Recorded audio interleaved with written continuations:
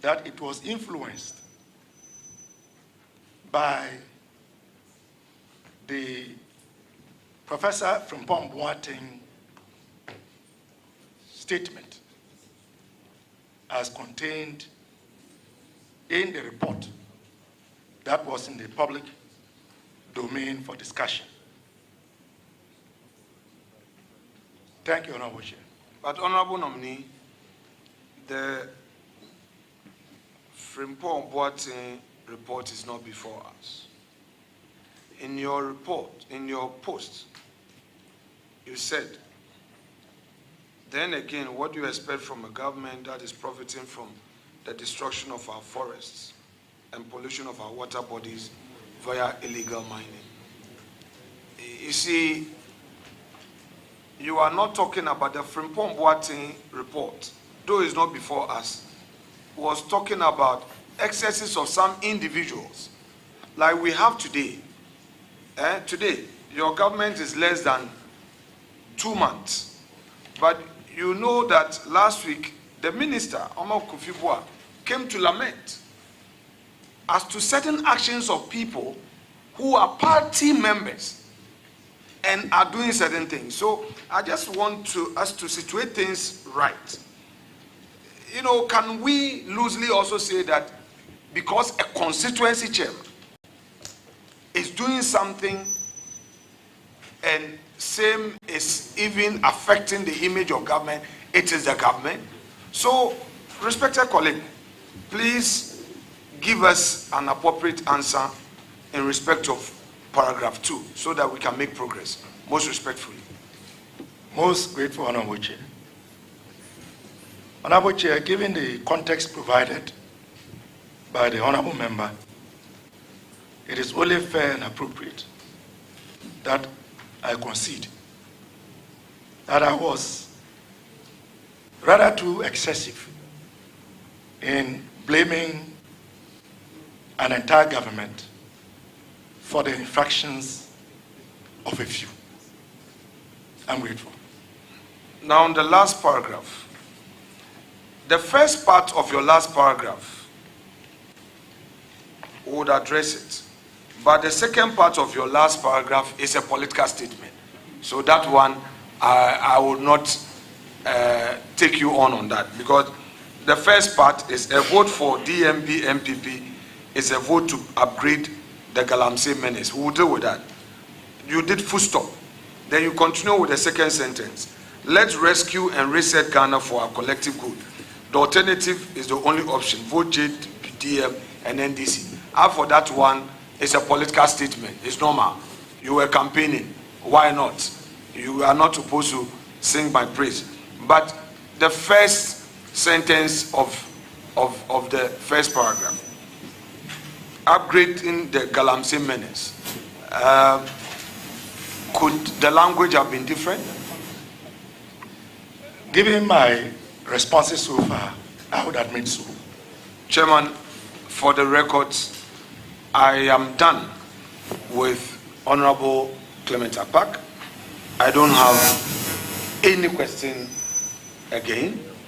It is only fair that when a nominee appears before us, constitutionally he is qualified under Article 78, and key matters that are of controversy, he is honest enough to say he's sorry about it or he takes them back. I do not think that for my purpose I have any more to say. I will yield to the expert in his field. Dr. Educhum is here. You know, you are going to deal with education matters, and my colleague Buama and Mustafa and Deputy Leader, they are here to deal with you on other matters. But for me, I am done with you. Save that, I want you to address us on your experience as a parliamentarian thus far in 2 languages, Dabani and Kasim. So first, share with us your experience as a member of parliament, what you've learned since you entered parliament. Say all of that to us in Dabani to inspire the youth When you're done, we go to Kasim, and perhaps we may do Hausa. Grateful. No translation. It is not Grateful. for them. Mabi Mboya. Yulinya Clement Abasa Park. Kanjado Nyama. Mananya MP. Inti Bulsa South. Nekana Parliament ma. Ntume pam. Nsong. Bulsa South. Nishiama. Ejabi Nyama. Ninya approval. Netum nti. Ghana za. Karuso. Entity za. Umpoya. Now one something. Thank you, Mr. Chair. Honorable Akbar, now in Kasim, let the youth understand that it takes humility to rise to eminence, and it takes industry to rise to eminence, and through merits you get to higher heights. Let them be inspired by this in Kasim. Thank you. Grateful, Mr. Chairman. Kasnaba Mama Awaraba Ayabumu Aba Melone Ana Yetu Anu no Chanamo Ako Mujiburu Omanundo Nenga Dibiandina Lurbatum Kumama Sere Pasba for school. So what I saw Danny said, not a ricket, say Joanne, but they back in Nona, but one by word manto, command said, come on, and I joyotu, a nunco, there over school. I go down over school. Am I where willingly? But the willingly, I want to have a school. Pass them I MP. I need a pack Naji. Yours and Tom. Sataye. One of a school. Apa Ibia Sene. There over. Abande. Abajim, you Atayi MPs. Akama Mali Nagirani. Akinle. Honorable Chairman. Akinle. Thank you. So finally, there is free SHS. The youth are benefiting. Some parents may not be appreciating the value of free SHS. Say it in tree. Say something in tree to encourage parents that in spite of everything, they should encourage the girl child to attend school and benefit from the free SHS. Say it in tree for me. Free SHS. Honorable Talk about the benefit of free SHS to parents. Honorable Chairman. Medawasi Bebre. Yenina Ayetum. Say free senior high school.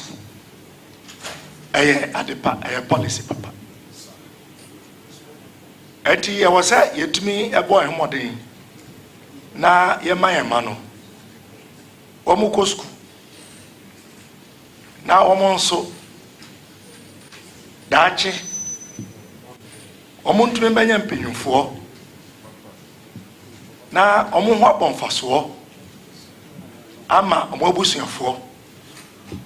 Ene omangana. Enti awofo ena adofo nyina obia ma ne nemre na oma ne ba enko school ni bi na honorable nominee the woman, the girl child, that's ne baba oma ne baba enko school na aye kese de be ma bet mi aye no Yankasa oba betumi aye. Ya say oba betumi aye amana bruso. Ti akonya na aba no. Yema ye mama no. Wamo so wamo faso. No mo ko school. Wamo ko free SHS ni bi. Na mo ho aso faso ama nyina. Beda masibe pray. And Doc, do you assure the country that the loopholes you find in the implementation of free SHS, you will do all you can to fill in the gap as you promised Ghanaians? I want that one to be also intrigued. Then we'll conclude with Hausa. Yo, minimum.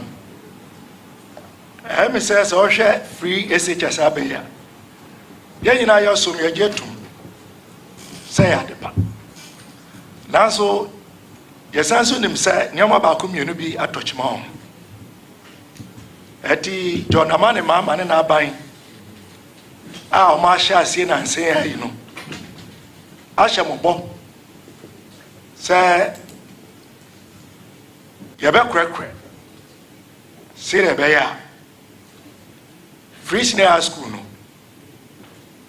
Ebetumi aso mfaso a chain the S1 bedamase. So finally in Hausa, assure the teachers, the newly recruited teachers who have received their letter terminating their appointment that effort will be made. Their letter terminating their appointment that effort will be made to see to it that the concerns expressed about its address. I'm saying concerns expressed. This one is from the chair to you in Hausa. Thank you very much. Nagori na gesu kuduka kene kunzina akwai waransu ticoci nde mungiya su futa kadan sai mu duba kende an kawo su kamar su zo su gwada yaranmu daga school ba abin da mun ce muna koron ticoci ba waɗannan na abin da ya faru na sini ya bari mun giya su bari mu duduba sai mu gani kende ya sa sun samu hacin na in hacin na sun samu si bisan hanya da ya kamata kowa samu haci si dai ba wahala amma waɗanda hacin na ya shiga hannunsu sai takarar da sun tere si an ba su hacin na ba takara sosai ba suna ya kamata mu duba cikin ne to kar kowa ya ji tsoro mun gode Allah. Doc, I think that at this point the youth of Ghana who have lost their employment at the Education Ministry and at GES feel very assured for what you have just said by way of assurance. Thank you very much. I think my colleagues will proceed with yes. Thank you. Chairman, thank you. Grateful, Mr. Chairman.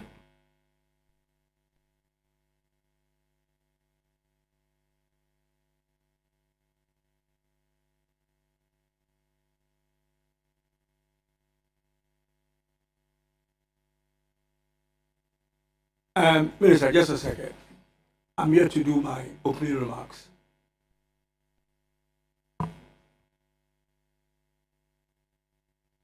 Mr. Namini, Honorable Namini, you have spoken a few languages here. Some I understand, some I don't, some others understand. But as Honorable Leader said, we are talking to the people out there. So, free education, but it will make it better and enhance it. No, please. In all the languages you have just spoken. Thank you. Nkobisale mabisa. Mapusi ni mena. Mete lani bika Dr. Clement Abasina akalnenen. Ma kan bisi ti busnga mena liwa mena tene wom. Anjo mama litwese namula. Adamanga gungopola. Wa mena abasu suyok. Upezinkan nare. Ale free SHS wa. Te kanti kweku. Tente gumuskuma. Atukuniya. Tukumawa mena. Manyeni jam. Minu yanu ma moshe. Miche obia. Meisha mobo. Sede mampini jonamane mama she gane nyina bono. Se free senior high school policy no, any program no. Won twemu na won twemu ochina. Ono aka se aba. Ye nyina yasom. Na nioma ato chima ewo ho. Aye nyina yenim se ekrakra. Ebe mana asum foso a che mfaso a yeso no. Ebe krakra. Tema obi ambo hu. Free senior school here. Aba. Ye nyina nso. Yeso. Mmabe mpoya. John Mama. Mone nyate president. Ni yalia.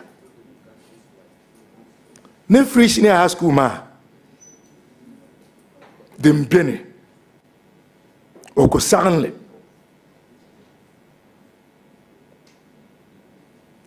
Anina. Awara mama.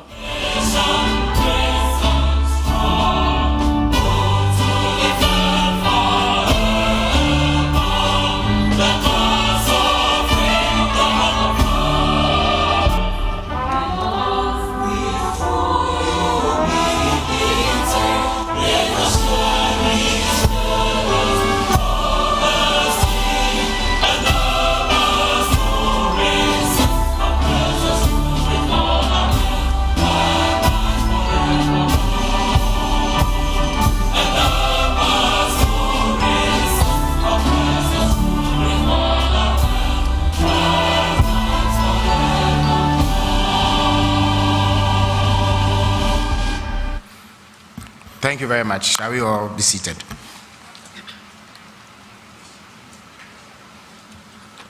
His Excellency, the President of the Republic of Ghana, Her Excellency, the Vice President of the Republic of Ghana, the Chief of Staff, senior government officials present, distinguished invited guests, ladies and gentlemen, friends from the media.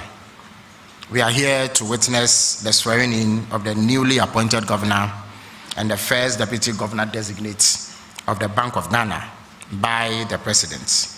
Now, before I invite the President to administer the oaths, let me present the governor and first deputy governor-designate of the Bank of Ghana. For the governor-designate of the Bank of Ghana, we have Dr. Johnson Pandit Esiama. Please acknowledge him with a round of applause. For the position of First Deputy Governor of the Bank of Ghana, shall we acknowledge Dr. Zakaria Mumuni. May I now invite the President to administer the oaths. The President will administer 3 oaths, namely the oath of allegiance, the oath of office, and the oath of secrecy, in that order. Thank you very much. You can rise. We'll start with the oath of allegiance. And when I say I, you mention your name and then you say the rest after me. I,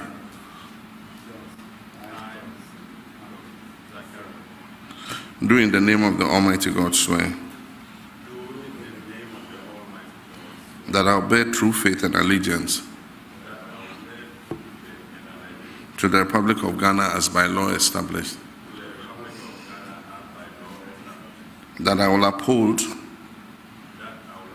the sovereignty and integrity of Ghana, and that I will preserve,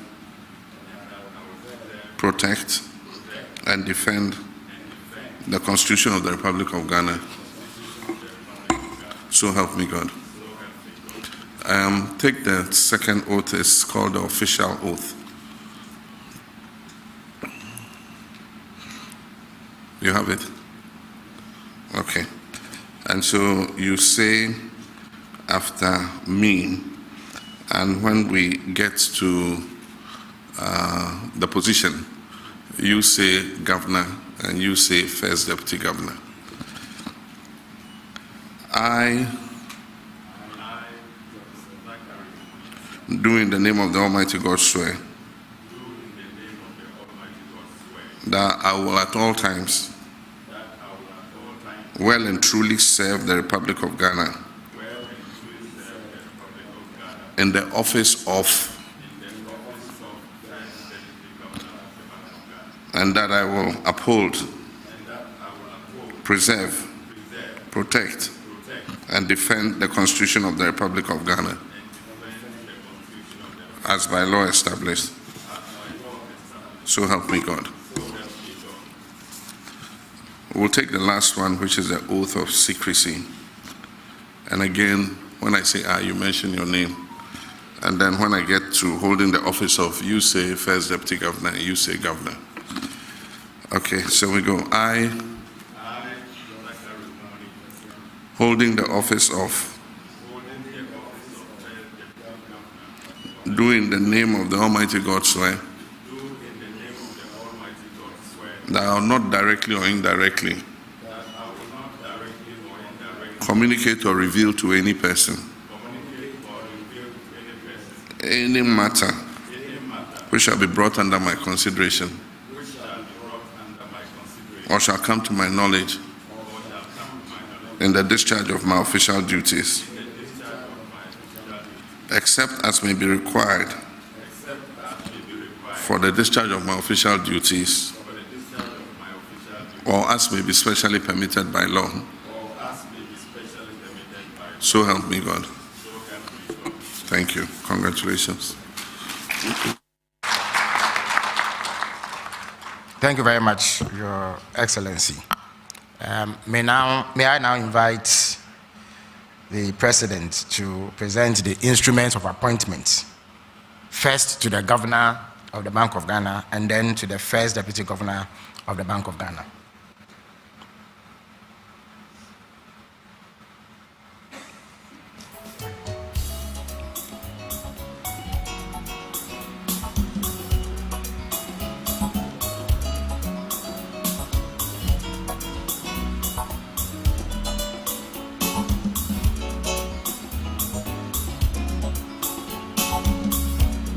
May I invite family and friends of Dr. Isiama to join him, the President and the Vice President, for some photographs.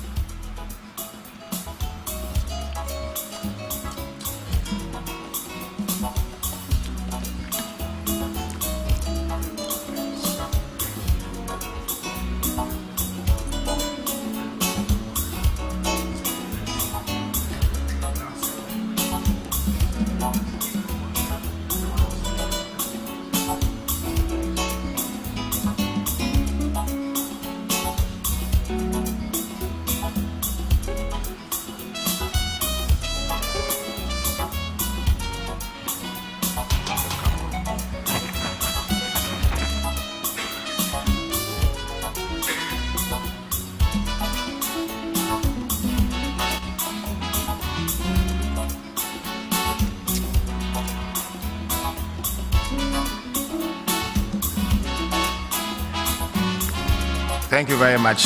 Dr. Siama will now proceed to sign the oath book.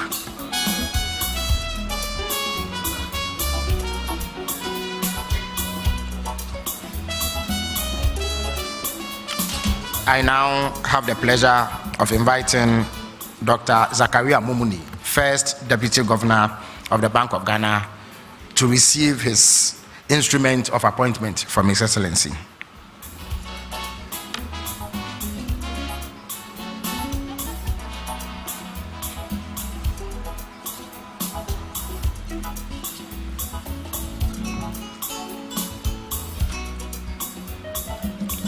Shall I invite Dr. Zachariah's family and friends present to join him, the President and the Vice President, for some photographs.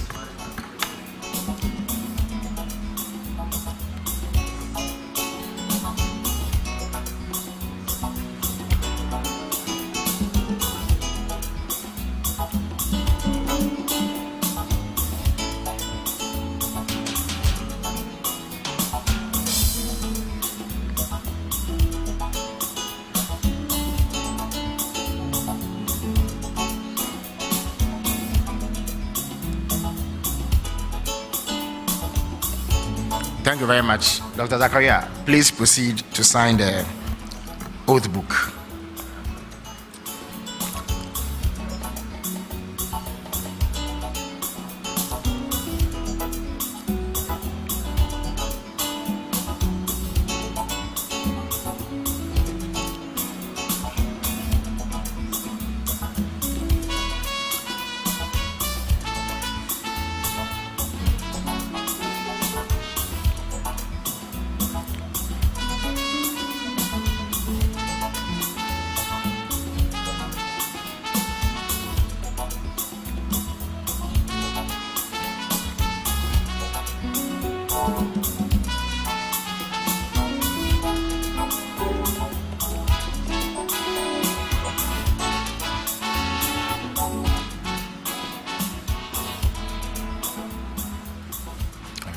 Thank you very much.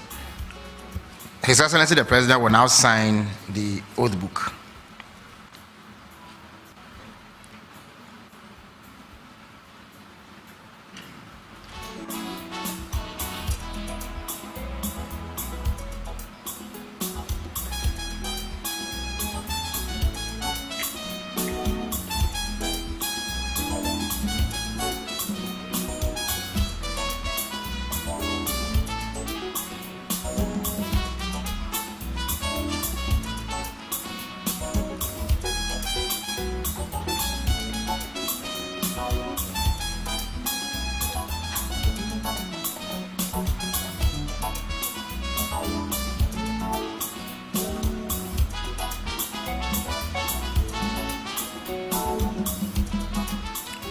I now have the singular honor of inviting His Excellency the President to make a few remarks on this auspicious occasion.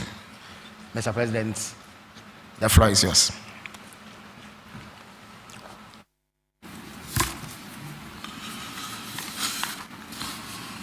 Thank you very much, Your Excellency, the Vice President of the Republic of Ghana, senior government officials, ladies and gentlemen, friends of the media. This moment marks a critical step in restoring trust in our nation's economic governance as we formally swear in Dr. Johnson Pandit Kwesi Esiama as Governor and Dr. Zachariah Mumuni as First Deputy Governor of the Bank of Ghana. These appointments are not merely routine exercises to satisfy Article 1834 of the Constitution, but they constitute a deliberate commitment to the Bank of Ghana's core mandate as outlined under Article 183(1) to 3 to regulate the currency, ensure monetary stability, and promote the sustainable economic development of Ghana. Indeed, in adherence to Section 17(1) of the Bank of Ghana Act 2002, These appointments uphold the legal stipulation that the governor and deputy governors of the Bank of Ghana be individuals of demonstrable financial and banking experience. To this effect, the choice of Dr. Isiama and Dr. Mumini as governor and deputy governor, respectively, is a deliberate affirmation of our unshakable commitment to professionalism, integrity, and proven competence as the sole criteria for appointment to high office. A distinguished economist with a PhD from the University of Southampton, Dr. Isiama's ascent to this office has been a natural progression from his long and dedicated service to the central bank, with over 2 decades at that institution, rising through the ranks from banking supervision and financial markets to leading research and policy implementation. He has played a pivotal role in shaping Ghana's monetary policy and our effort for financial stability. As Deputy Governor, he was instrumental in controlling inflation, helping to stabilize the currency, and strengthening regulatory oversight. His deep expertise in banking supervision, risk management, and digital finance positions him as the right leader of the bank at this time. Ghana's financial sector is in crisis, and the task ahead demands experience, foresight, and decisive leadership. With Dr. Isiama heading the Bank of Ghana, I am confident that we will rebuild trust in the institution, will restore stability, and put our economy back on a path of sustained growth. I entrust him with this responsibility, knowing that he will serve with diligence and excellence. Dr. Mumini's appointment is a recognition of his exceptional expertise and distinguished service in banking, financial markets, and economic policy. He also has over 2 decades of experience at the Bank of Ghana, playing vital roles in shaping monetary policy and strengthening financial stability. His academic credentials include a PhD from the University of Nottingham and a Master of Philosophy from the University of Ghana, and reflect his deep understanding of the complexities of our economy. As first Deputy Governor, he'll be a key pillar in supporting Governor Isiama to implement sound policies, reinforce regulatory oversight, and navigate the difficult challenges ahead of us. His experience and analytical rigor will be crucial in ensuring that the bank remains steadfast in its mandate to maintain price stability, safeguard the financial sector, and drive sustainable growth. Together, Dr. Isiama and Dr. Mumini bring the leadership, expertise, and vision needed to restore confidence in our economy. To you, Governor and Deputy Governor, in discharging your mandate, you must go beyond mere technical considerations and act in full recognition that every statistic, every movement on a chart, and every shift in an index is more than just data. It is the pulse of an economy, it is a measure of resilience or distress, and it has a direct impact on our people. A dip in confidence in these indices may signal business on a brink, evolving market conditions, or changing household prospects. Behind these numbers are real human beings, real human stories, people's dreams, either nurtured or shattered, demanding not just your highly extolled analytical expertise, but empathy and foresight that acknowledge the profound human consequences of every decision you take. Our recent banking history has shown us the cost of neglecting this truth. During the supposed banking sector cleanup exercise, thousands of jobs were lost and lives were disrupted because decisions were made with a narrow focus rather than the consideration of the human impact of those decisions. The Bank of Ghana had the opportunity to salvage some of these institutions to protect people's livelihoods while ensuring stability, but instead, an approach that ignored human consequences was what was made. The test of your patriotism in this solemn duty of economic governance lies in learning from these missteps. recognizing that policies must not only enforce regulations, but also safeguard the future of persons that depend on them. The lessons of the past remind us of the dangers of fiscal recklessness and the lasting harm it can inflict on an economy. When government resorts to unsustainable consumption, expenditure, financed by excessive and unregulated printing of money, the consequences can be severe, from spiraling inflation, erosion of incomes, to driving millions into poverty. Such actions not only weaken public confidence in financial institutions, but also threaten long-term stability. To safeguard our economy from these risks, we must uphold responsible fiscal management, strict adherence to legal and regulatory framework, and protect the independence of the Bank of Ghana. As President, I'm committed to ensuring that the Central Bank operates free from political interference, guided solely by its mandate. This is the path to building a resilient economy, one where policies are driven by discipline, foresight, and the best interests of the Ghanaian people. One thing for sure, I'm not going to come and ask you to print more money. I encourage you to work closely with key institutions, including the Ministry of Finance, Parliament, and the financial industry, while maintaining the independence your mandate requires.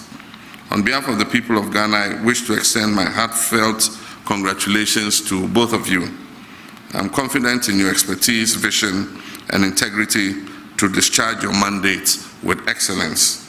I thank you very much. God bless our homeland, Ghana. Thank you very much, Your Excellency, for those thought-provoking remarks. May I now invite the Governor of the Bank of Ghana, Dr. Johnson Panditi-Siama, to give a brief response to the words of His Excellency the President. Dr. Siama. Too early.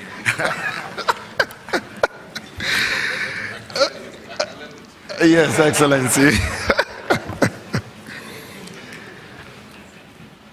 Your Excellency the President, Excellency the Vice President, Honorable Ministers of State, distinguished guests, ladies and gentlemen.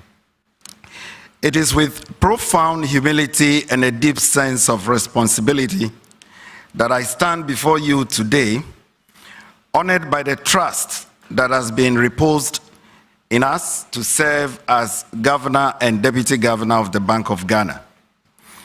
Let me extend my sincere gratitude to His Excellency the President and Her Excellency the Vice President for this appointment, and to the Council of State for the endorsement of our appointment. Let me also acknowledge the unwavering support of our families, our colleagues, our friends, and mentors who have contributed to our careers so far. Under the leadership of His Excellency the President, Ghana is embarking on an economic reset. This reset is about stabilizing the macroeconomy and addressing key issues such as high inflation, persistent fiscal deficits, and excessive debt levels. Achieving this stability will require monetary and exchange rate policy reforms, fiscal austerity measures, and debt restructuring to reduce fiscal risks and create a stable economic environment. Excellencies, we are meeting today at a pivotal moment in our nation's economic history. The challenges before us require decisive leadership and prudent macroeconomic policies to reset the economy. Indeed, the Bank of Ghana is a key institution in this agenda to reset the economy and must remain steadfast in its mission to maintain price stability, ensure a sound financial system, and support economic growth. Your Excellency, as a governor, Our focus will be on 6 priority areas, and permit me to touch on each of these. First is the need to recalibrate our monetary policy strategy, just as been indicated, and enhance the policy framework to achieve our mandate more efficiently.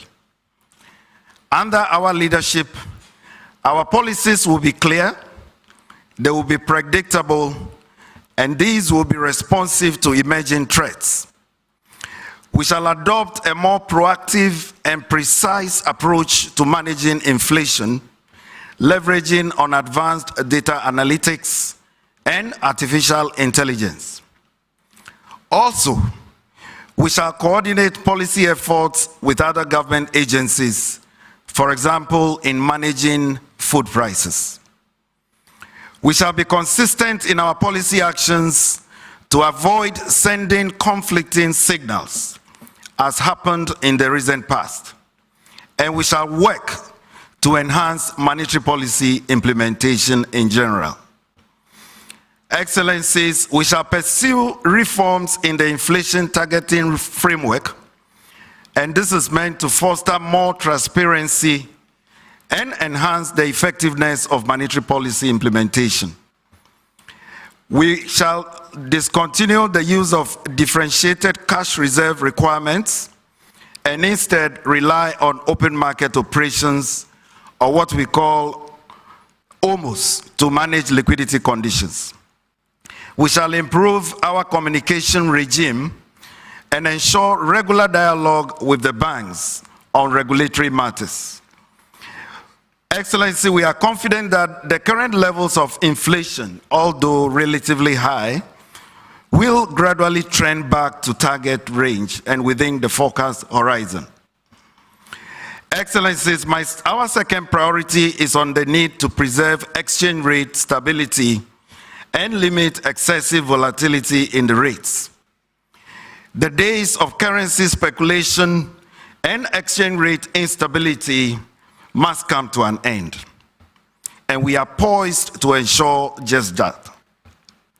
In this regard, Your Excellency, the Bank of Ghana, under our leadership, will engineer a well-functioning and stable foreign exchange market to support economic activity. Among others, we will implement strategic interventions, including the enactment of a new foreign exchange law to replace the Foreign Exchange Act 2006, Act 723. We shall implement targeted market operations to eliminate leakages of forex and improve our reserves management. We shall deepen our participation in the Pan-African Payments and Settlement System, or what is known as the PAPS, allowing Ghanaian businesses to trade across Africa using local currencies instead of always relying on the US dollar. And by this, I mean Ghanaians will be able to make payments to their suppliers in Nigeria without having to convert to US dollar before making that payment. You can just pay in the Naira and vice versa. Excellencies, we shall implement further reforms in the remittance space and collaborate with the fintech and remittance agencies to harness remittances as a measure of effects. We shall introduce structured and transparent systems that ensure fair pricing and fair distribution in the forex markets. Excellencies, we shall leverage our gold reserves and strategic foreign assets more effectively to support the Ghana cedi.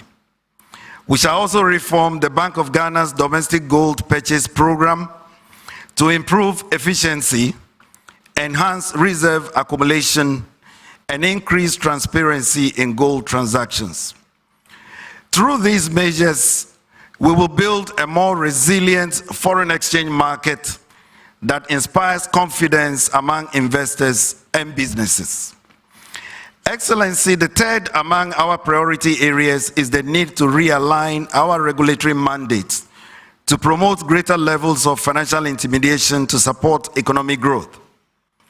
While our banking sector remains broadly stable now after the recent crisis, It requires targeted reforms to address legacy challenges and ensure continued resilience. Under our stewardship, we shall enforce strict prudential regulations while fostering an enabling environment for responsible lending and innovation in the banking sector. Excellencies, we shall tackle the problem of high non-performing loans and weak risk management practices in the industry. We shall work closely with banks to reduce the high incidence of cybersecurity breaches and strengthen capital adequacy requirements. We shall update the Banks and Specialized Deposit-Taking Institutions Act 930, which was passed during your tenure in 2016.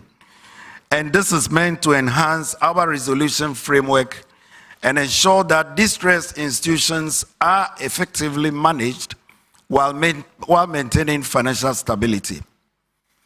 Excellency, we shall work with all stakeholders, banks, financial institutions, technology partners, businesses, and regulators, all to ensure that every Ghanaian,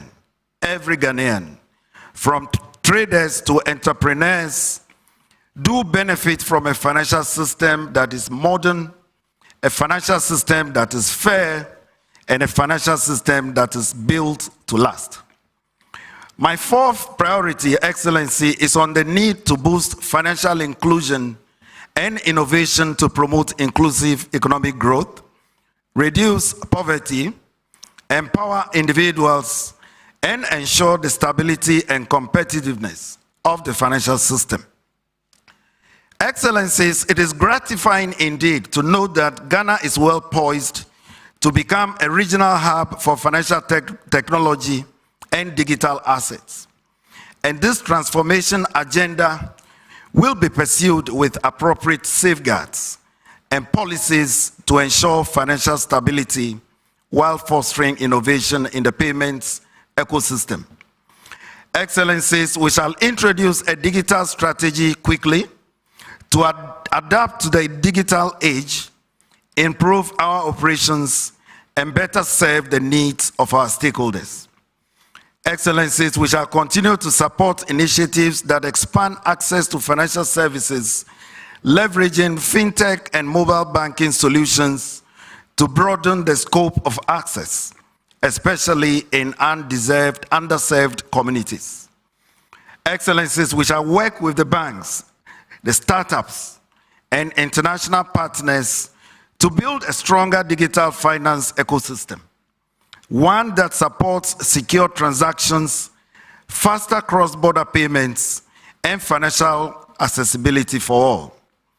We shall also work towards a clear regulatory framework for digital assets, ensuring that new financial innovations are introduced in a safe and structured manner.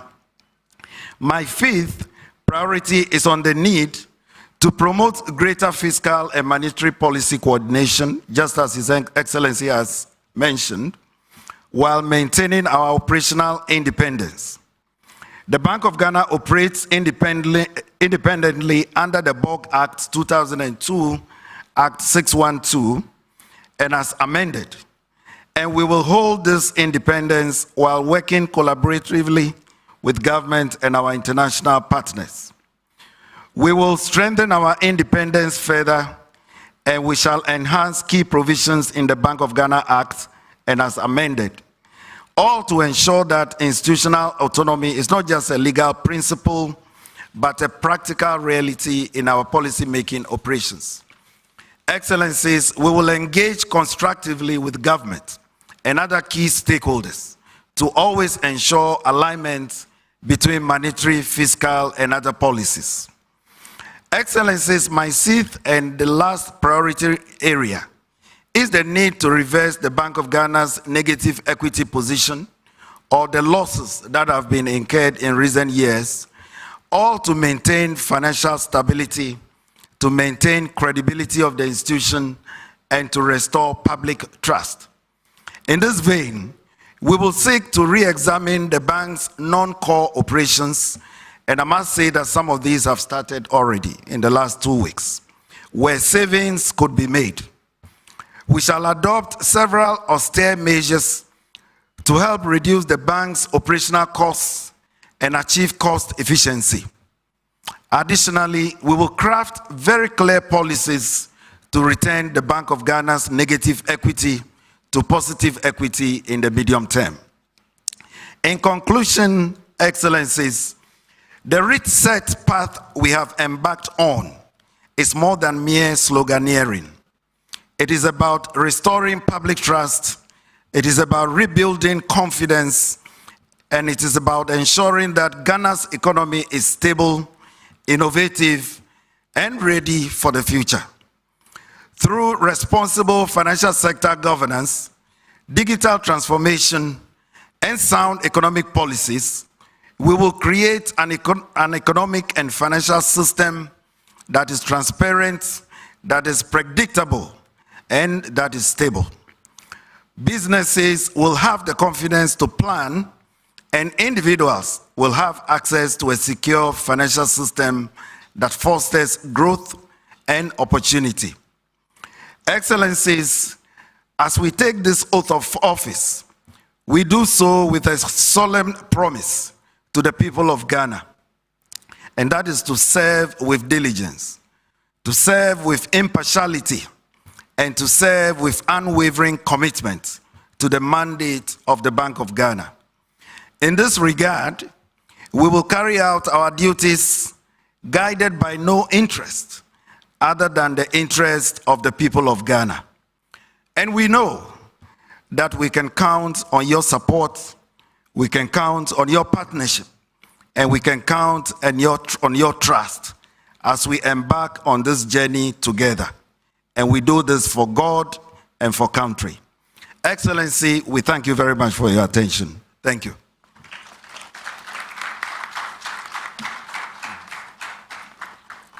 Thank you very much, Dr. Johnson Pandit Esiama.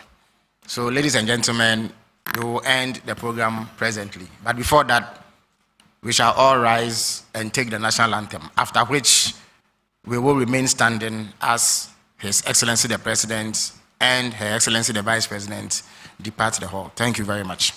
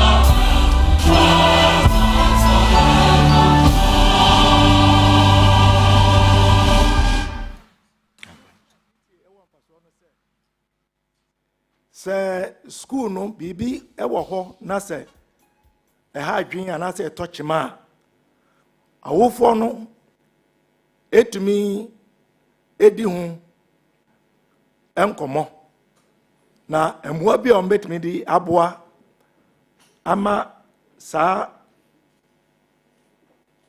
dia na ha adwen no o ma krakra no o ma krakra yenim se schools ne bia PTAs omutumi esidan se school nkwara no eni nkonya omutumi eyantoboa na omode aboa ato nkonya ama nkwara no ebi kura nso owa omutumi toka edeche school no nkwara no nso bi owa amoso odin enti eba ne saa no a awofo no nso etumi boa achechefo no Emma, Enquarana, Omaso Odin, Ebia, Omoni ye, Emwa additional. Yetimia Casachiromo. I'm a master Omusubai. And PTA, Mijidi say, had the papa. The Sabamu Front say, PTA said yes, net tear that I know. Yes, I know, sir. megide sɛ ɛyɛ ade pa na gese ko wakuma John Mama government is the azongana where PTA dan the answer chesi yazu ye PN na ya kawo PTA na kuma PTA kuma mun sani na da amfani ina tanye school yara ina tanye school na kuma in akwai school sai school na ba kuzeru ko ba lori PTA na sun yiya su gani zuna sai su bida kudi su sai kuzeru su ba school na ko su sai lori su ba school na PTA ina da amfani sai ni ya sa John Mama ya ce shi ya zo ganna acin da da PTA ina yin na sun yi su yi kuma na ba ku godiya. To wait, what I have said is that the reinstatement of the parent-teacher associations to free senior high school status is positive. That has been done because we all know the roles that PTAs play. When schools have challenges, parents can have a dialogue with the teachers and find ways to try and assist the schools in addressing some of those challenges. PTAs have contributed to build infrastructure to support education service delivery in schools. We know of instances where PTAs have even procured vehicles to facilitate transportation for schools and students. And indeed, in many cases, they've also contributed to procure furniture and to supply to schools. Even in instances where some students misconduct themselves or exhibit deviant behavior, would a collaboration between parents and school authorities, they are able to address some of those challenges. So I believe very strongly that the benefits of PTAs justify the decision by the current government to reinstate them the way they used to be. I'm grateful. Thank you very much. I'm going to yield the floor to you, so I can't let you do a follow-up. So, yes, Honorable, if you want to do a follow-up, yes, then after I'll come to you, Honorable Minister. Honorable Nominee, I think we need to come out clear about the PTA issue. If I get the sense that the contributions made by the PTA is what you are referring to, but PTA was never cancelled. I'll give you a typical example of my alma mater, where PTA built a dormitory for the school. It was never discouraged, and it was never cancelled. So I wonder which examples you are giving as a clear evidence of PTA being cancelled. I don't know. Is it the dues, the assistants? I know as for the assistant, the dues, at a point in time, it was stopped. But the difference, the PTA as support for the schools and everything, it was never done. It was never cancelled. Honorable Leader, yes. As you know, this is a House of Record. You're live on TV3. You've just been watching the vetting of Deputy Minister-Designate for Education, Dr. Clement Apak. Would like to take you live to Parliament now in the chamber where the Health Minister, Minta Akando, is responding to recent expose by the BBC about the transit of opioid and the sale of opioid in the northern part of the country. Let's take a listen. Entry point to prevent further unauthorized imports, leading to destruction of a large consignment of tafradol and similar drugs. Increased monitoring of over-the-counter drug sales. Inspections have been intensified, unauthorized opioids seized, and legal action taken against offenders. Public awareness and consumer protection measures. A national education campaign has been launched to warn the public about the dangers of illicit opioid use and encourage responsible medication practices. Next steps: strengthening regulatory oversight and enforcement. Mr. Speaker, while these immediate actions have helped to contain the situation, more needs to be done to permanently shut down the supply of illicit opioids into Ghana. We have noted the following challenges that impede the effective response, which requires urgent attention. Unmanned borders allow for the illegal movement of opioids into Ghana. Limited inspection capacity for transit goods destined to other countries enables unregistered drugs to leak into the Ghanaian market. Intelligence sharing mechanism between the FDA, Customs, and NACOC needed to improve enforcement outcomes are suboptimal.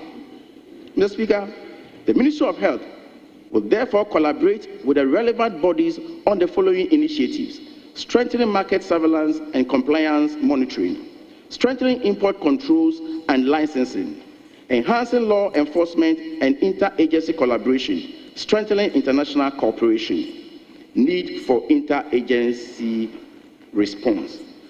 Mr. Speaker, it is important to note the critical need for an interagency response to this crisis. The FDA works closely with multiple government and security agencies to enhance enforcement, intelligence sharing, and regulatory compliance. Interagency enforcement and raids. The FDA carries out joint enforcement actions with Ghana Police Service, Pharmacy Council, Narcotics Control Commission, National Security, Ghana Standards Authority, Port Health Authority, Environmental Protection Agency, local government authorities. These teams conduct raids, market surveillance, and manage disposal of confiscated drugs to remove illicit opioids from circulation. Border and import control collaboration. Ghana Revenue Authority and Narcotic Control Commission assist the FDA in monitoring entry ports and intercepting illicit opioid shipments. These joint operations at porous borders have resulted in major drug seizures. A united front against opioid abuse. Mr. Speaker, the opioid crisis is not just a health issue, but a national emergency. The Ministry of Health has acted swiftly in response to these findings, but more work remains. More importantly, I would like to emphasize we need a coordinated and sustained response from all relevant sectors and the public. Together, we must close the loopholes, tighten the rules, and hold those responsible for the crisis accountable.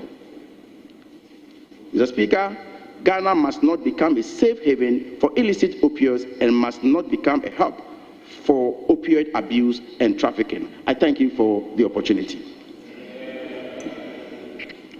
Thank you very much. Let me start from Kwali-Krote, Honorable Dr. Senator Ajama Lawrence. Thank you, Right Honorable Speaker, for the opportunity to contribute to the statement made by the Minister of Health. Mr. Speaker, Ghana is well known to be a hub and a transit point for illicit drugs, but this particular phenomenon that we're witnessing is quite shocking, actually. As a matter of fact, in my constituency, we have a cluster of schools, the Niamugi cluster of schools, where people who are addicted to drugs have actually invaded the premises, where they harass children, they harass the teachers, and recently, in the last 3 weeks, one of the security personnel in the school was attacked by a gang of drug addicts and is now in 37 military hospital in a coma. Mr. Speaker, the ramifications of this illicit drug inflow into Ghana goes beyond the large scale, but it's affecting people's lives. It's affecting the security in our schools. It's affecting the security of our ordinary citizens. And Mr. Speaker, the law enforcement agencies responsible for this need to be strengthened. We had, up until a few weeks ago, collaboration between the U.S. government, specifically the Bureau of International Narcotics and Law Enforcement Affairs, with the government of Ghana in helping to combat some of this transnational crime and illicit drug use. Since the suspension of this, Mr. Speaker, I believe that may have contributed to what we are seeing. We need to re-engage some of these international agencies and strengthening our capacity to monitor what's going on in our borders and ensure that when we actually do track down these criminals, the prosecution of them and effective implementation of our regulations is actually done in order to be a disincentive for those who wish to use Ghana as a transit point. Our youth are really increasingly becoming a target of all of this. And Mr. Speaker, this is a national security issue because it affects our country in so many ways. It's affecting so many sectors, and it will probably require a whole, multidimensional approach in order to actually effectively deal with this issue. Mr. Speaker, this matter is something that's affecting a lot of communities. My constituency has a very high level of addiction, has a lot of young people who are addicted to drugs, and unfortunately this is an issue that has been swept under the rug for too long. And it is my prayer that given the expose that has happened, the global embarrassment that we see now, we will take this issue very seriously, the issue of addiction and mental health and how we address the way drugs are used in this country. Thank you very much, Mr. Speaker. Thank you very much. Let me start with my senior member for Asante Achem Central. Thank you, Mr. Speaker. And may I congratulate the Minister of Health for the statement he's made to the country in drawing our attention. Mr. Speaker, I pardon my ignorance, but it looks like this opium is becoming a serious matter in the country. I heard the minister talk about the fact that some arrests were made. They were taken to court, and the court gave an order that the substance be destroyed. I, however, didn't hear whether that was effected, the destruction. Another serious matter is when something that is not good for the country is directed to be destroyed, and yet it finds its way back into the country.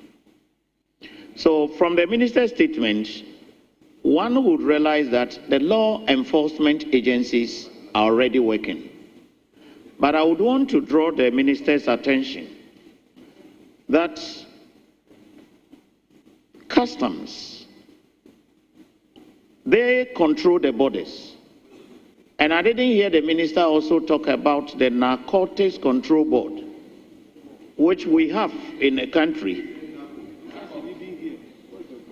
I did not hear, that's what I said. So I would want the minister to work very hard so that these two institutions would collaborate, because when they are found into the country, it is very difficult to control. The police may not be able to track all, but when they are coming into the borders, they have to know. I haven't seen one before, and I believe that some customs officials may not even know what kind of substance we are talking about, unless they have to be trained. So the minister must make this conscious effort so that there will be collaboration between the Narcotics Control Board and the Customs SI's division to make sure that this menace is brought to a halt. Thank you, Mr. Speaker. Thank you very much. Let me go to Professor Bayo. Thank you very much, Mr. Speaker. I want to commend the Minister of Health and the Ministry for the swift action and the agencies under the Ministry for handling what appears to be a national public health crisis. Mr. Speaker, opioids are good servants but bad masters. They are drugs used to manage moderate to very severe pain, and they are therefore very useful in the health system. However, if unregulated, they can be very devastating. These drugs, when consumed, work on the brain and bring what we call euphoria, which is what they will call in lay term the high. And therefore, they also exhibit something we call pharmacologic tolerance, which is that with subsequent consumption, you need to take higher doses to have the same effect. So the youth who engage in these drugs easily get addicted and have to take higher doses to get the same effect than before. And they are causing a lot of damage to our youth. The issue raised by the BBCI investigation, in my view, smacks of deliberate poisoning, because these drugs were not made for any medical purpose. They have never been used anywhere. And the combination is a terrible combination of a potent maxillary relaxant and a very addictive opioid. And when you take these two combined in one formulation, it is unacceptable. So I want to commend the ministry for what they are doing. And for us as a people, our biggest concern is that addiction will have a serious drain on us. Addictions are better prevented than managed. As a country, public rehabilitation centers are not more than 3. We have very few rehabilitation centers. And the outcomes of rehabilitation, especially of drug addiction, is also not very promising. For every 10 patients who go to rehabilitation, just 3 to 5 may successfully get out of it. Relapse is very high. So for those who get hooked onto it, getting out becomes a serious challenge. I would therefore want to commend the ministry, but ask that serious intersectoral collaboration is needed. This is as a result of pure regulatory failure. This House has passed several laws, including the Narcotics Control Commission, their Act, the FDA Act, and all these empower state agencies, the Ghana Police Service, Pharmacy Council. But what is happening is that it looks like almost all these agencies have failed us in one way or the other. And so I would urge the minister that as they are going through the administrative processes, we should also ensure that the criminal processes are followed. Because if you bring an unregistered drug into the country, it's a crime. And those who commit that crime must be punished. Thank you very much, Mr. Speaker, for the opportunity. Thank you very much. Yes, let me listen to... Thank you very much, Mr. Speaker. Mr. Speaker, I want you didn't even wait for me to mention your name. Anyway, let's hear you. All right. Mr. Speaker, I want to commend the minister for bringing to the attention of the entire country this national canker. Indeed, the opioid intake in our country is a worrying trend. Mr. Speaker, now what the youth do is that they do not only take the tramadol, but they mix tramadol with energy drinks, which contributes to the highness. I mean, and virtually every assembly of young people that you see in this country, you realize that that practice is going on. I mean, in my constituency, sometimes you find out from the young people how they are able to get tramadol. And they tell you that now tramadol even they have ghettos like the way weeds are sold in ghettos and all of that. People have tramadols in their bags, and at all times when they need it, they apply it. Mr. Speaker, it's a challenge. I remember when I was involved in an accident and I was admitted at Ridge Hospital. The intake of opioids was quite regulated, but you could easily get it. I mean, they can prescribe it for you, the doctors will prescribe it for you and all of that. And at a point, even me, myself, I was nearly getting used to it. I mean, every time when the pain comes, you'd ring bells, calling on your doctors to, as it were, prescribe the medicine for you. But Mr. Speaker, last year when I traveled to Germany for another medical procedure, before you are prescribed an opioid, you need to go and see a pain doctor. And when the pain doctor prescribes for you the medicine, and you take the medicine to a pharmacy, you will not get the medicine on the counter of the pharmacy. So what they do is that you submit your prescription to the pharmacy, and you are given a period of 6 hours to come back for your medicine. Then we asked them, why do you do that? What we found out was that such serious drugs are not found in the pharmacies. They are regulated, they are controlled somewhere. And so if you bring your prescription, then they now send your prescription to those centers and it gets delivered to you. So when that is done, then the entire ecosystem of opioids is regulated. But in our system, that is not what is happening. Every pharmacy that you go, when you mention that you want tramadol, you will get it. When you mention that you want pitidine, you will get it. All the very, very high drugs, when you mention to our pharmacists and present to them a prescription, such prescription, you don't even know hospitals that are prescribing them, whether they are coming from proper doctors or people sat in their homes and just use some coral draws or some papers to prescribe them. We don't even know. So we ought to look at it very well, Mr. Minister, how we control such drugs in the system. It's very important. And for me, I think we need to start punishing pharmacists that easily release these drugs to our young people. It is destroying our youth, and I think it's important that we find a way of, having a more stricter controls in the release of such drugs. Thank you very much, Mr. Speaker. Yes, let me come to Felicia. Out. Thank you for the opportunity, Mr. Speaker, to contribute to the statement made by the Honorable Minister. Mr. Speaker, 7 parliaments have made a statement about tramadol. Tramadol, I don't know how it got into the system. I remember one time I was going to my normal campaign and I met one gentleman. The guy was almost dead. In fact, when I saw him, I thought the guy has passed out or something. So they were like, oh no, Honorable, he's fine, he'll be okay. I said, okay, at least let me take him to the hospital. They said, no, we should leave him like that. Honorable, he'll be fine.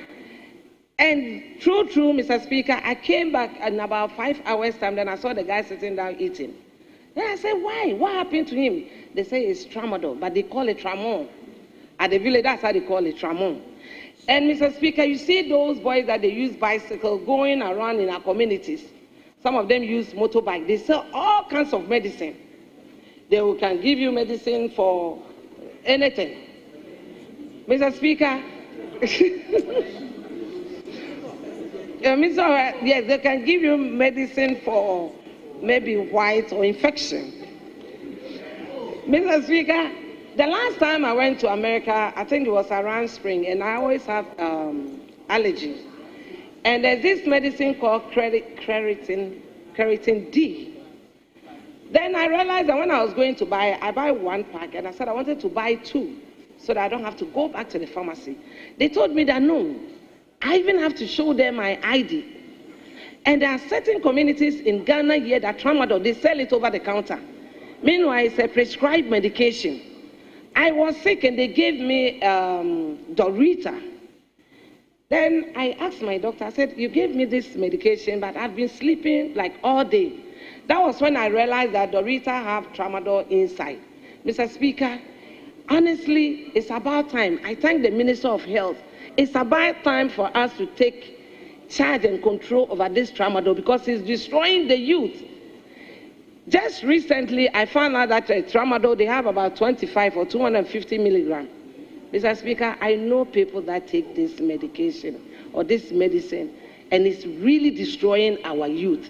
Because when they take it, I heard that it can, anybody who's trying to, who is doing farm, the tramadol, when they take one, it can help them to read about maybe 1 acre.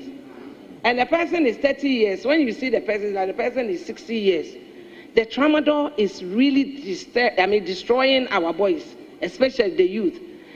I'm very glad that the minister is here and he made a statement himself. Right, Honorable Minister, in fact, we believe you, we trust you. That is why you are here. Because, Mr. Speaker, this is long overdue. Mr. Speaker, we thank you so much for the opportunity and thank the Minister of Health too. Thank you so much. Yes, you are a pharmacist, eh? Are you a pharmacist? Yes, Mr. Speaker. Okay, let's hear you. Thank you very much, Mr. Speaker. And let's thank the maker of the statement, the Honorable Minister for Health. Mr. Speaker, each one of us will experience a certain type of pain one way or the other in our life. So the need for a pain medication is critical. So all of us will one day need a muscle relaxant. So the need for us to have muscle relaxant in the system is also critical. But what we are seeing in Ghana, this opioid crisis that is about to hit us to the level that it can be likened to dropping the atomic bomb on Hiroshima and Nagasaki.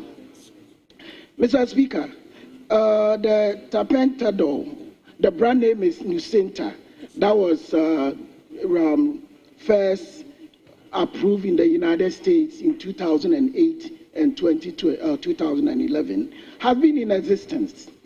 They call it class 2 drug. It's because the level of addiction is even higher than the tramadol. And it's been in existence and they've been using it.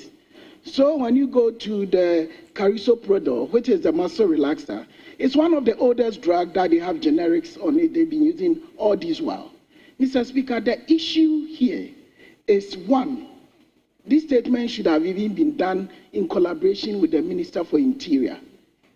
Because it's not only the health minister's issue, it's issue of export and import. So that is the first issue. If we can regulate our customs and our ports, then we'll be able to find what is coming in and what is going out. Because this active ingredient, Mr. Speaker, could even come into the country as a raw material before it can be produced. It can be used to produce into the drug. So this statement, I believe that we should have the Minister for Interior and the Minister of Health give us a joint strategy as to how they are going to curb this menace. Mr. Speaker, after that, then we will come to what we call the local manufacturing industry. The pharmaceutical industry locally is supposed to be strengthened and be given enough resources so we can start producing these drugs within our country and we can properly regulate it. If we are not allowing, because they are generics, these drugs are not brand new drugs, they are not the original brands of the drug coming from India. They are generic drugs. Sometimes you have countries like the United States, Europe and others, they're coming out with these new drugs, and we tend to produce the generics. This country has enough aspects that we can build their capacity and build the local pharmaceutical industry with enough resources so we can produce it here. In that case, we can have a proper supervision. When we produce in here, then the issue of internal regulation becomes something between the Food and Drugs Authority, the Pharmacy Council, and the Medical and Dental Council, because it's not only the dispenser. We can have the pharmacy dispensing based on prescription. But we have medical doctors who are also will be tend to write these prescription drugs for people who will be using it for improper use. So, Mr. Speaker, this is something that we have to refer it to a committee to have a further engagement on how we as a country we will not go further, because tramadol, if tramadol can cause defect to our country, Lucenta will make it worse.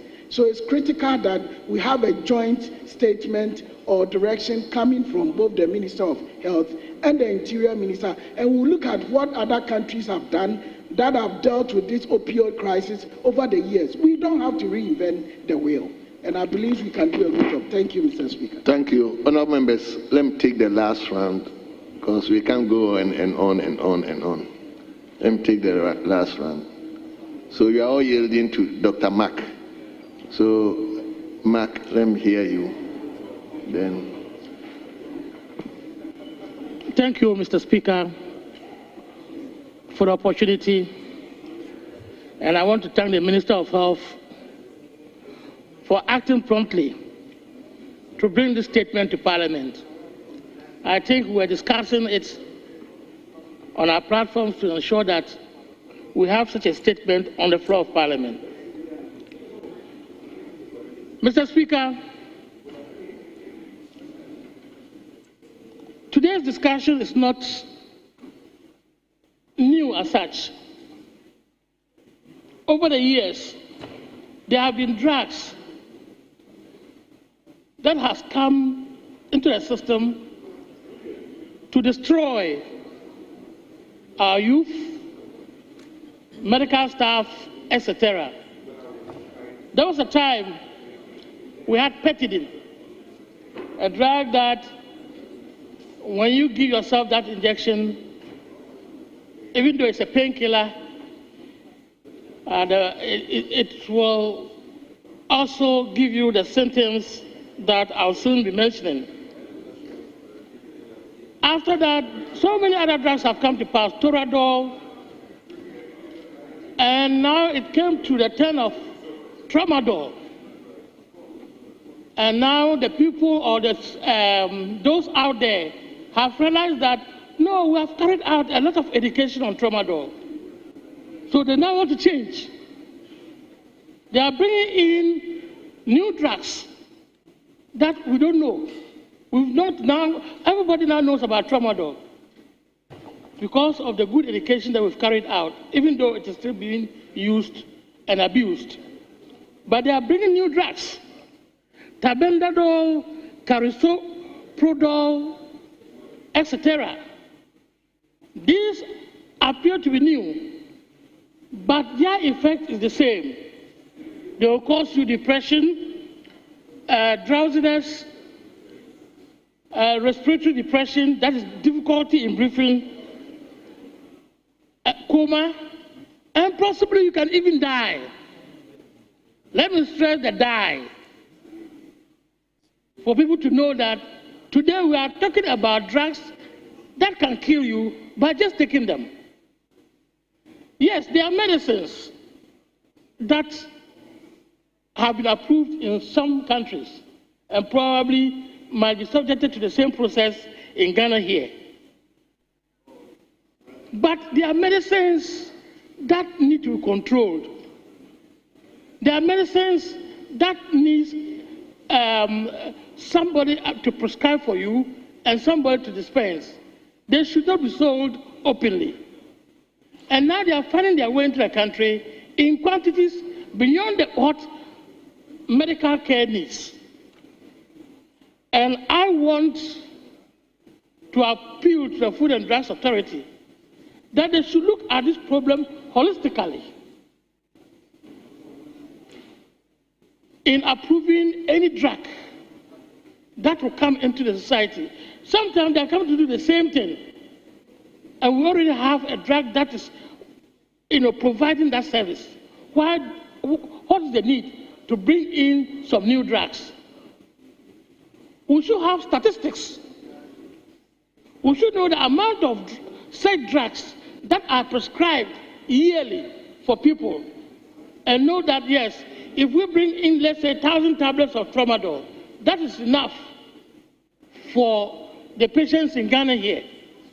We shouldn't just allow that you can import any quantity because it's tramadol and tramadol is used at the hospitals, we should just bring in any quantity that we want. No, that should not be the case. We should have data, and out of the data, we should restrict the importation of said drugs. Thank you very much. Thank you very much. Honourable members, leadership. Leadership, Honourable Anodompre. Speaker, let me commend my friend for the statement. We want to be seeing more of this from the ministers. And earlier when he was in the House to make a statement on cholera and meningitis. And I know he's been very busy lately. I think professionals have spoken. I've heard Doc spoke, Honorable, we've all spoken. One thing that is clear is that we have to step up our monitoring. Our monitoring mechanisms have to be stepped up and not limited to this drug alone. There are other concerns similar. And so we should be able to pick these signals well ahead of time. So that, for me, that is the trust of the matter. And if we are able to do that, we'll be able to have good control. So we want to encourage our minister. I know he's passionate and very dedicated to duty. They have to push forward and make sure we step up our monitoring mechanisms. I couldn't have agreed more with my senior colleague when he mentioned our borders, what we can do to step up our borders, and also awareness creation for citizens who are manning our borders should know what we are talking about. What are these drugs or category of drugs, so that even as they can identify them when they see them, if they are not carried along. So we will want to, I know the budget is now coming, but this is an emergency matter.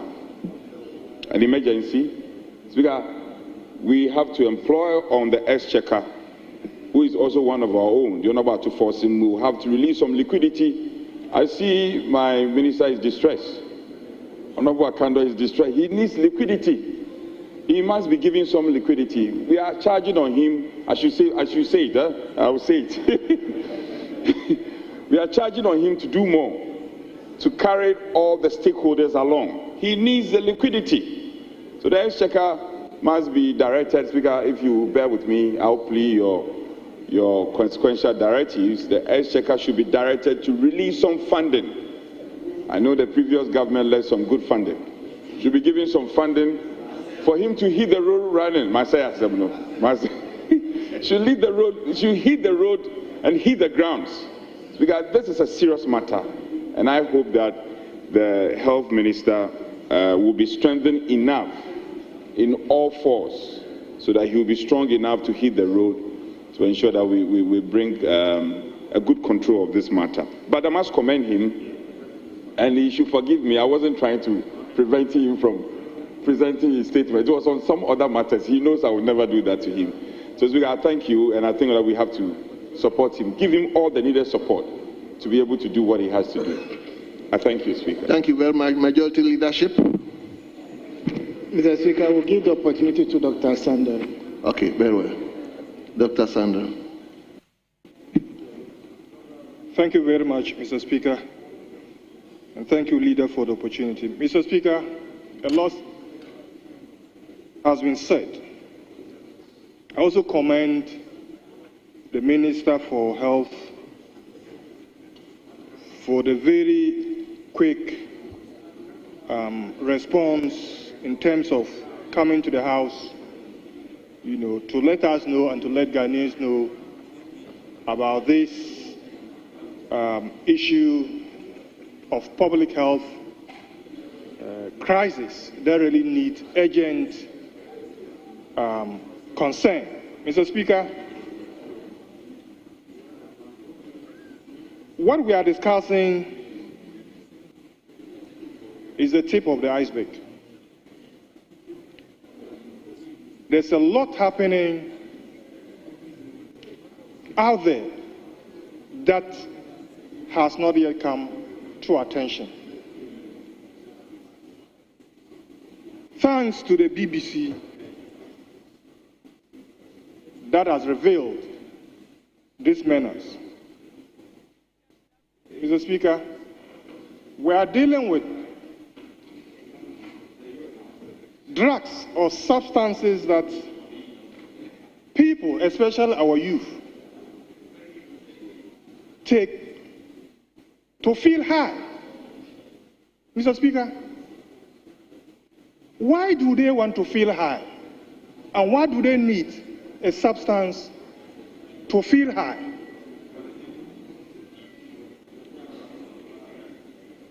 Mr. Speaker, that comes due to unemployment. And that is one of the issues that we have to tackle. So the issue has to be tackled using multidisciplinary... Welcome back from the chamber, where members of parliament have been discussing the opioid crisis in the country as exposed by that BBC documentary. Right now, we want to take you back to the Appointments Committee, where Deputy Minister-Designate for Education, Dr. Clement Apak, is facing the committee and answering questions.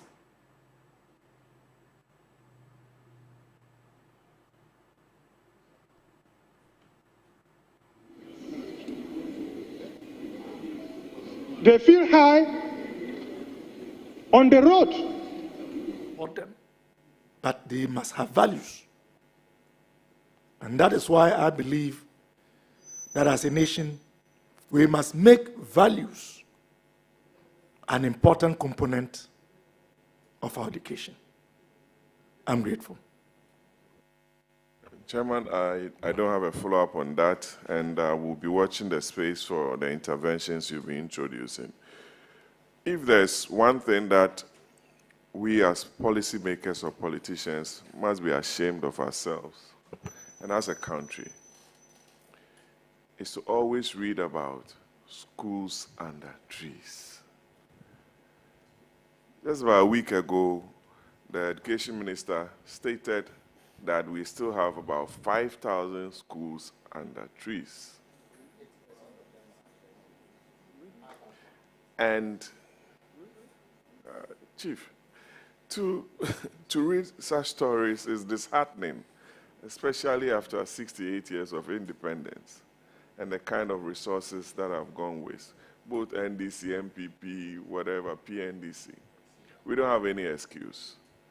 So if there is one thing that you have to do with Honorable Idrisu within the next 4 years, to at least halve the number, Ghanaians will be very happy about that.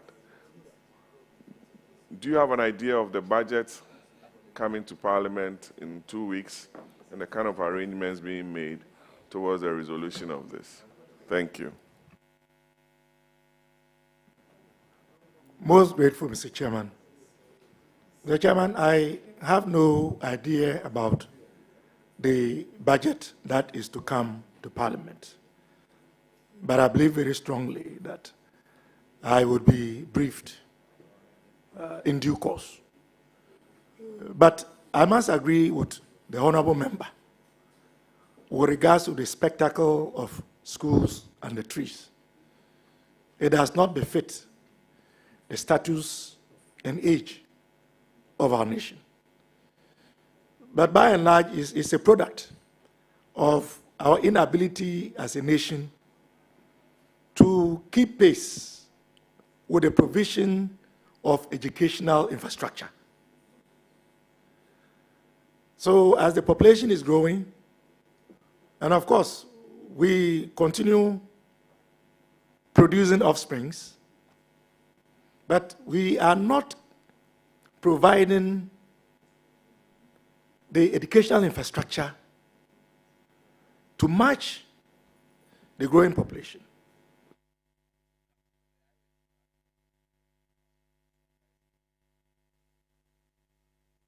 Children sufficient enough to start a school, they initiate by beginning their own schools. And invariably, most of those schools would be under trees. So it is a national...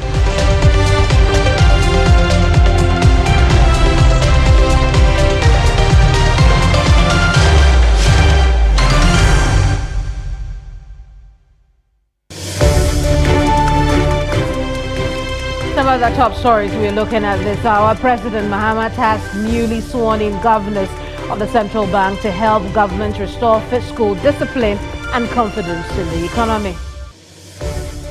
Also, family of murdered Queen of Nungwa Na Gamu seek justice following a tragic death during an enthronement ceremony.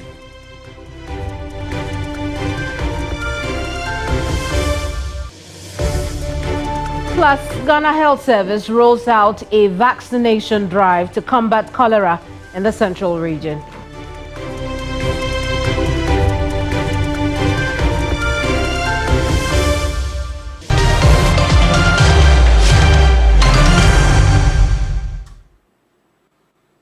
It's News Central here on TV3.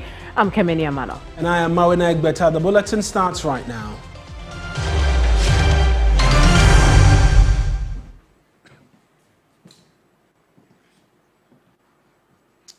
Let's begin where President John Mahama has tasked the newly sworn-in governors of the Bank of Ghana to work hard in complementing government efforts in reviving the Ghanaian economy. During a brief ceremony to swear in Dr. Johnson Isiama and Dr. Zakaria Mumuni as the governor and first deputy governors of the Bank of Ghana, President Mahama urged both men to work closely with the Finance Ministry to restore confidence in the economy.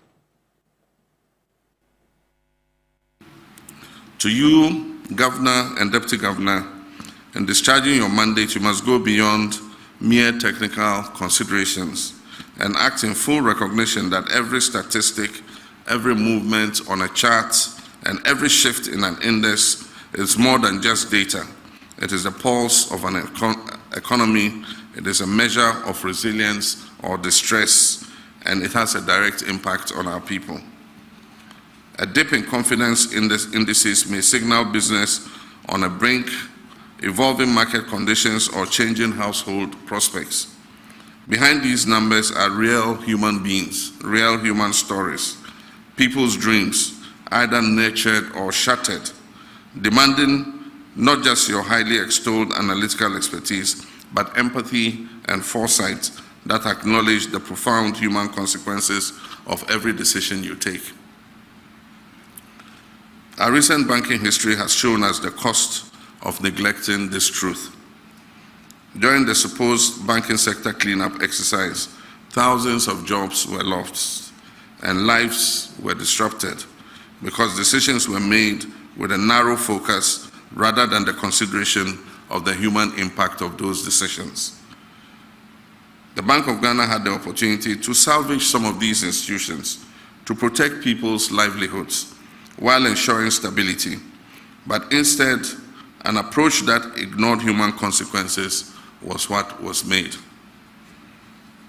The test of your patriotism in this solemn duty of economic governance lies in learning from these missteps, recognizing that policies must not only enforce regulations, but also safeguard the future of persons that depend on them.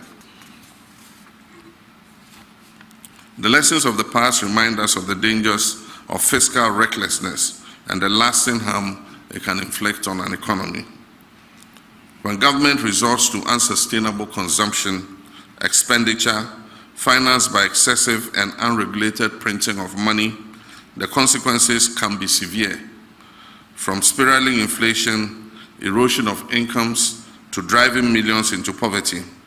Such actions not only weaken public confidence in financial institutions, but also threaten long-term stability. To safeguard our economy from these risks, we must uphold responsible fiscal management, strict adherence to legal and regulatory framework, and protect the independence of the Bank of Ghana. As President, I'm committed to ensuring that the central bank operates free from political interference, guided solely by its mandate. This is the path to building a resilient economy, one where policies are driven by discipline, foresight, and the best interests of the Ghanaian people. One thing for sure, I'm not going to come and ask you to print more money. I encourage you to work closely with key institutions, including the Ministry of Finance, Parliament, and the financial industry, while maintaining the independence your mandate requires. On behalf of the people of Ghana, I wish to extend my heartfelt congratulations to both of you. I'm confident in your expertise, vision, and integrity to discharge your mandate with excellence. I thank you very much. God bless our homeland, Ghana. That was President Mahama a short while ago when he swore in the governor and then the first deputy governor. Well, on his part, the governor of the central bank, Dr. Johnson Isiama, assured that he will lead the bank to greater heights in line with the research agenda of the NDC government. We shall improve our communication regime and ensure regular dialogue with the banks on regulatory matters. Excellency, we are confident that the current levels of inflation, although relatively high, will gradually trend back to target range and within the forecast horizon. Excellencies, our second priority is on the need to preserve exchange rate stability and limit excessive volatility in the rates. The days of currency speculation and exchange rate instability must come to an end, and we are poised to ensure just that. In this regard, Your Excellency, the Bank of Ghana under our leadership will engineer a well-functioning and stable foreign exchange market to support economic activity. Among others, we will implement strategic interventions, including the enactment of a new foreign exchange law to replace the Foreign Exchange Act 2006, Act 723. We shall implement targeted market operations to eliminate leakages of forex and improve our reserves management. We shall deepen our participation in the Pan-African Payments and Settlement System, or what is known as the PAPS, allowing Ghanaian businesses to trade across Africa using local currencies instead of always relying on the US dollar. And by this, I mean Ghanaians will be able to make payments to their suppliers in Nigeria without having to convert to US dollar before making that payment. You can just pay in the Naira and vice versa. Excellencies, we shall implement further reforms in the remittance space and collaborate with the fintech and remittance agencies to harness remittances as a measure of effects. We shall introduce structured and transparent systems that ensure fair pricing and fair distribution in the forex markets. Excellencies, we shall leverage our gold reserves and strategic foreign assets more effectively to support the Ghana cedi. We shall also reform the Bank of Ghana's domestic gold purchase program to improve efficiency, enhance reserve accumulation, and increase transparency in gold transactions. Through these measures, we will build a more resilient foreign exchange market that inspires confidence among investors and businesses. Excellency, the third among our priority areas is the need to realign our regulatory mandates to promote greater levels of financial intermediation to support economic growth. While our banking sector remains broadly stable now after the recent crisis, it requires targeted reforms to address legacy challenges and ensure continued resilience. Under our stewardship, we shall enforce strict prudential regulations while fostering an enabling environment for responsible lending and innovation in the banking sector. Now, the Ghana Health Service has rolled out a vaccination exercise to combat cholera in the central region. The region has recorded 14 deaths since the outbreak, prompting authorities to embark on this decisive action. The vaccination is expected to last for a week, but subject to review. Our correspondent, Akwesi Ado, has been following the exercise. He's joining us now for a little bit more on what has happened so far. Akwesi, good afternoon to you. We've seen the pictures that you sent in so far. People are already availing themselves for the exercise. What else can you report? Okay, good afternoon. So for the next 1 week, a total of 300 volunteers have been trained by the Ghana Health Service to administer this oral vaccine to residents here in Winneba and then Aguna Field, which is the Aguna West municipality of the central region. So what is it is that now we've had the volunteers already vaccinated to ensure that they themselves are safe, and then the vaccines are being administered to those who have not been infected yet, while those who have been infected continue to receive treatment at the various health facilities here. And so for the Director General of the Ghana Health Service, Professor Samuel Kaba, this is only a stopgap measure in that he wants residents to adhere to hygiene and sanitation practices in order to be properly protected from the cholera outbreak here in the region. And so let's hear from him as he spoke to us earlier on. Drink healthy water. That's the way we want us to go. And we need you, the media, to help us do that. In whatever form that you can assist us, let us do it. Especially as a regional minister, I cannot afford to lose money when I need plenty money for the governmental activities. Thank you very much. You made mention that there's going to be a cleanup exercise. Starting this Saturday, we are going to continue. So we see that we have adopted that style. We want to change our behavior, and so every month ending, the last Saturday in every month, starting this month, we are going to have 2-hour cleanup exercise, and we want everybody to participate. We want the institutions to help us, the media to help us. In the community, it's going to be compulsory, and we're going to ensure that the municipal district assemblies are going to also implement their bylaws. We have the bylaws to ensure that our communities are clean, yet they are not. And so I think that we need education. Cleanliness involves education, continuous education, and that's what we ensure it happens. You're saying it's compulsory, given that in relation to the cleanup exercise, what happens to those who do not participate? That's what I mean by we ensure that the bylaws will enforce the bylaws. I think that in the district assembly bylaws, there are rules and regulations that we should follow. Where people do not follow those rules and regulations, there are ways of sanctioning them. We also ask Nananum to also be part of it. Nananum know ways and means of handling matters like that. And we are not seeking to punish anybody. We just have to educate them to be part of it.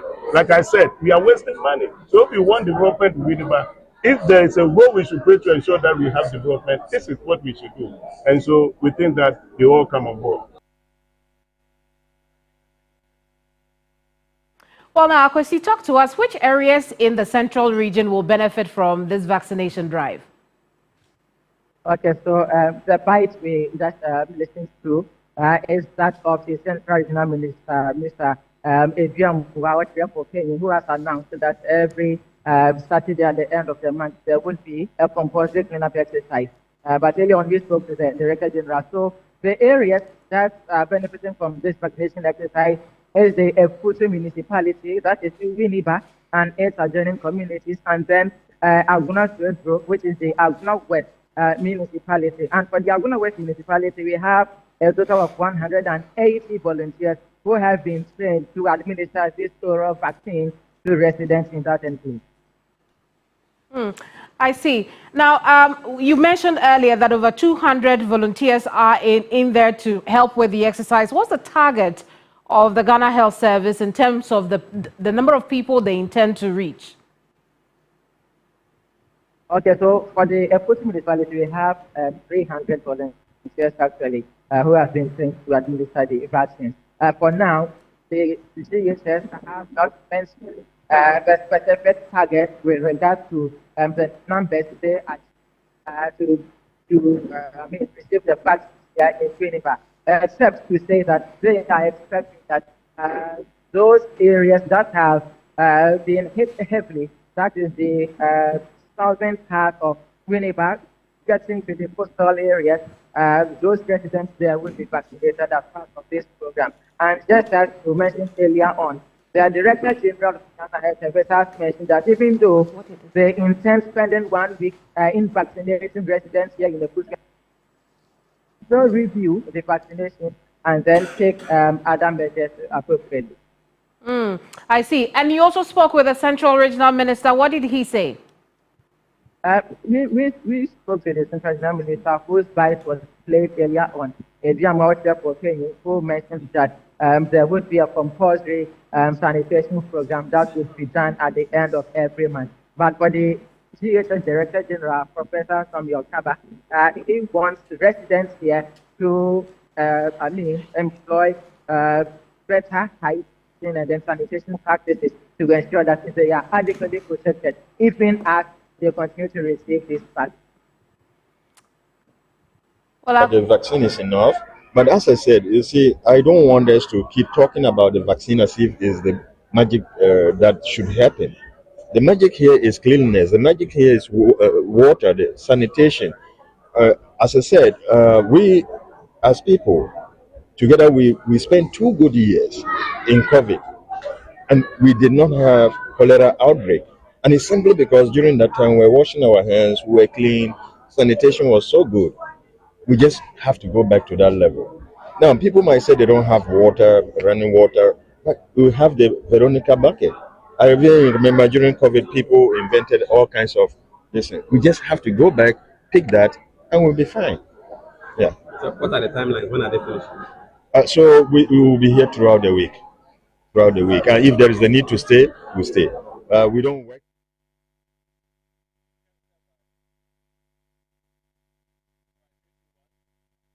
Well, Akwesi, we'll leave it here for now. Thank you so much for talking to us. Akwesi Ado is our Central Region correspondent, taking us on our very first break. This is New Central. Don't go away.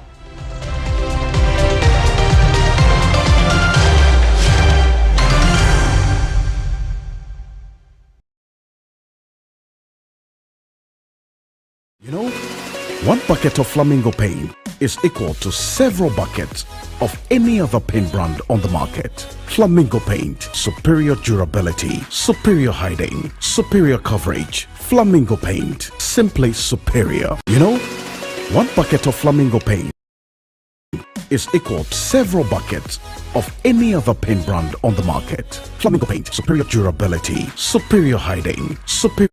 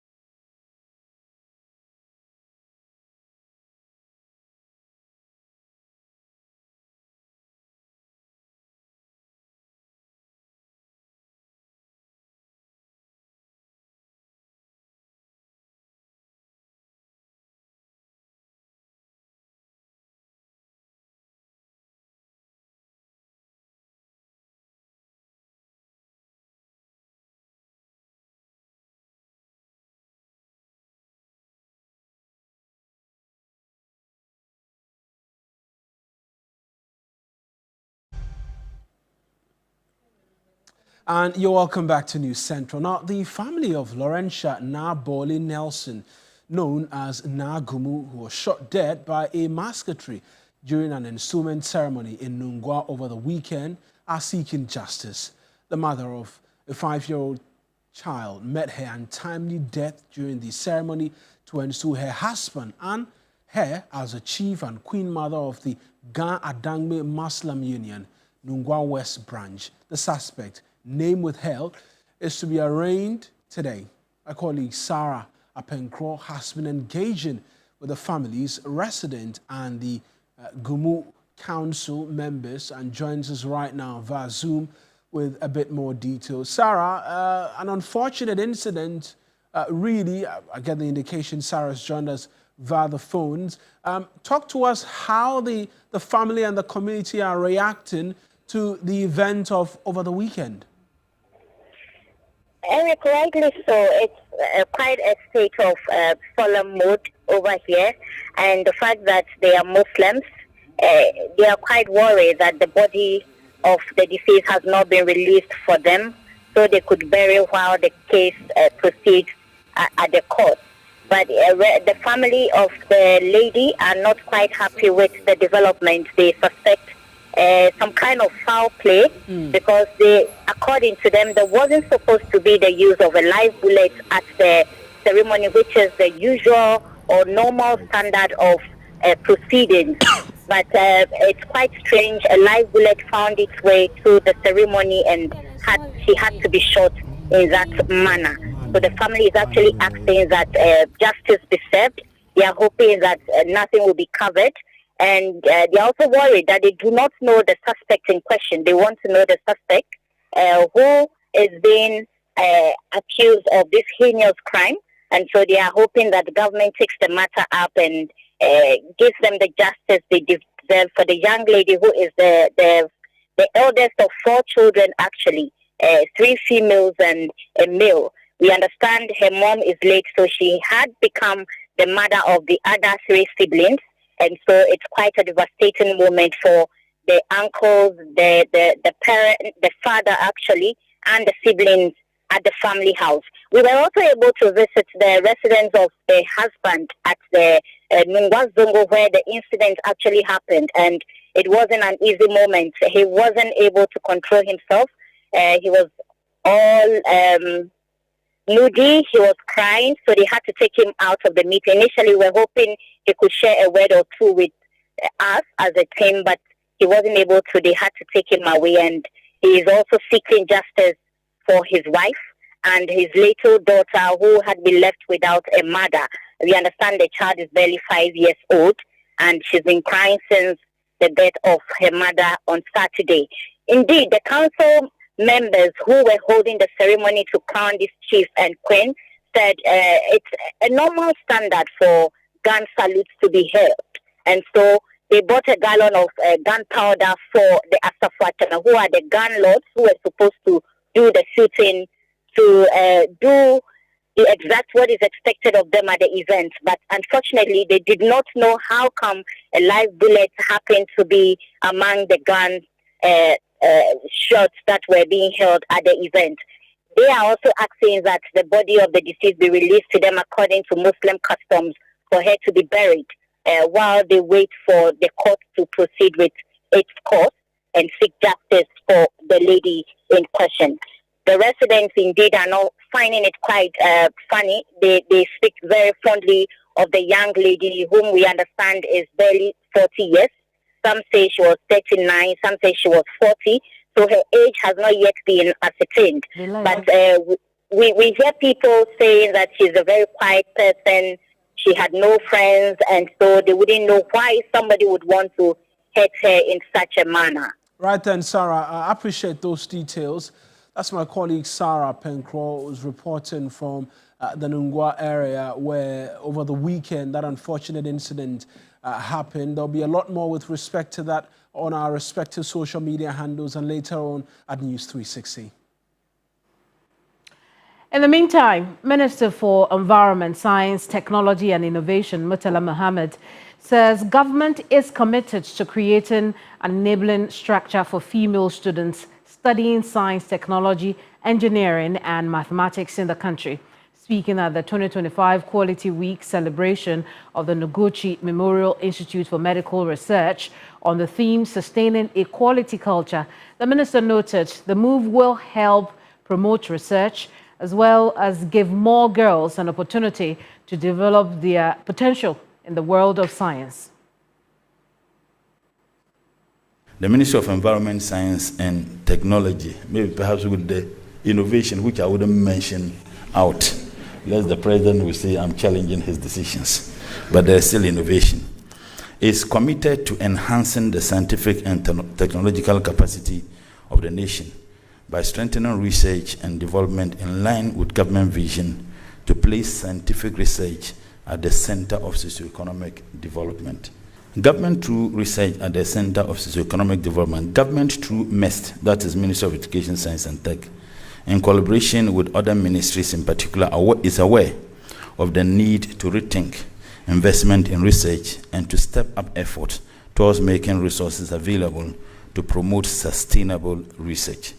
The role of our higher education and research institution is key to assisting us ensure a robust and sustainable discourse in this direction. Part-time education we have today is just limited. So if we can incorporate that, it will be very important, particularly in the area of ladies or girls, to have tremendous education in that.